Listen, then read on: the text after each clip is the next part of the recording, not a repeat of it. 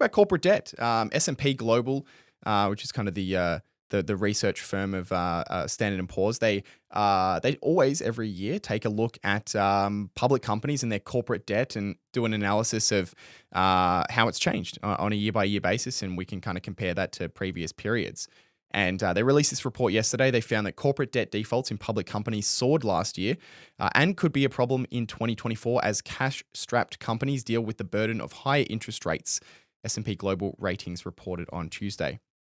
In 2022, a total of 85 companies failed to make payments on their debt and went into default. In 2023, that number almost doubled to 153. And that figure is actually the highest default rate outside of 2020 in 7 years, since 2016. Wow. It's actually a pretty high number that they're reporting. So if you exclude 2020, which obviously was quite abnormal, the highest was previously 2016. And then the next highest before that was 2009, as you might expect during the global financial crisis. Yep. So, economics in action, hey Hamish? Yeah, and that shouldn't be, I think, too surprising.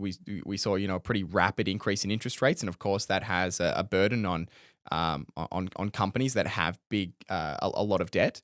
And if you look at the types of companies that were defaulting, it's not surprising. I'm sure you could probably name some of the characteristics of them. It was mostly low-rated companies, so C-rated companies with debt rated C or below. Negative cash flow, high debt burdens, and weak liquidity. Which should not be surprising. Companies that are not making money have a lot of debt and they don't have any cash around. So that shouldn't be really surprising at all. Interestingly, if you can also look at kind of which sectors and industries were particularly affected. By far, the biggest category of the biggest sector that was affected was consumer-facing companies. So 42% of all defaults were consumer-facing companies, which is an interesting kind of element. And then if you look within consumer-facing companies, you can break it down on an industry-by-industry level.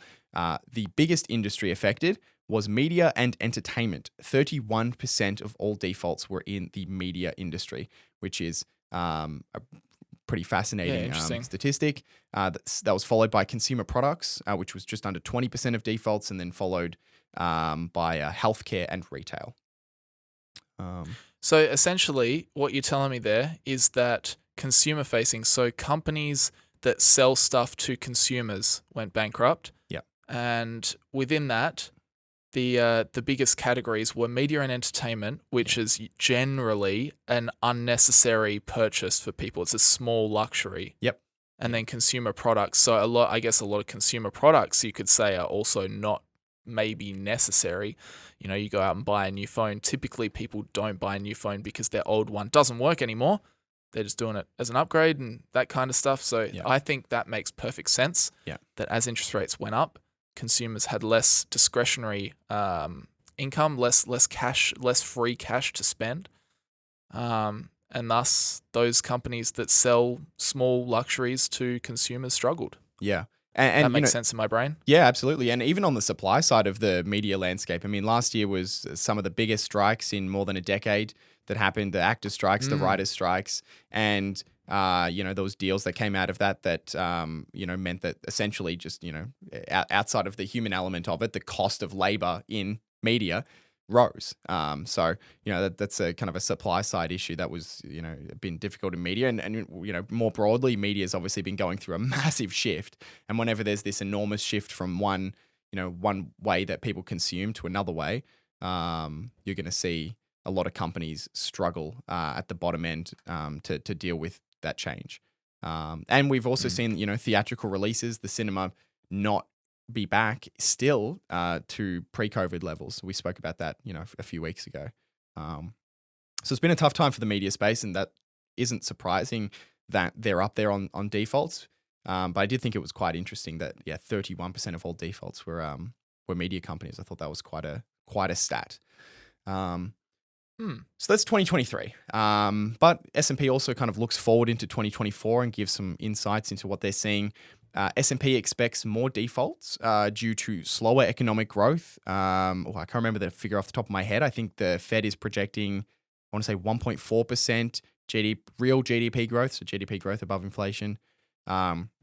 which is a considerable slowdown from the previous year, and higher financing costs to continue. Interest rates are still pretty high, and even though there may be some interest rate cuts throughout the year, rates are still considerably higher than they were just a few years ago, and that obviously has a burden on companies.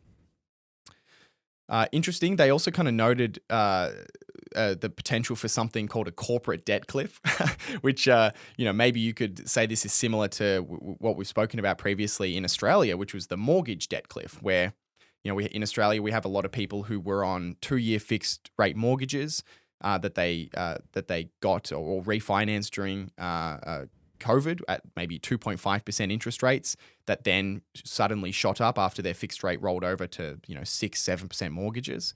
Potentially, there's a similar element to that can happen in corporate debt.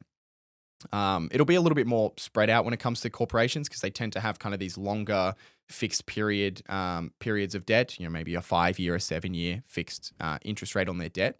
But they did note that there's this potential for a lot of companies that are struggling right now, but still have debt that has a low interest rate. When that rolls over, their ability to, refinance that into another loan and then meet the payments will be something to watch. Not just over 2024, but over the next few years as those things. Everyone has to look out for the refinancing crunch. Everybody. Exactly right. It's like households with governments have to look out for it. Companies have to look out for it. Everybody has to look out for it. Yeah. Exactly. Different time frames maybe, but depending on what fixed periods you've got. But basically yes, everybody is going to be exposed to this shift in some way or another.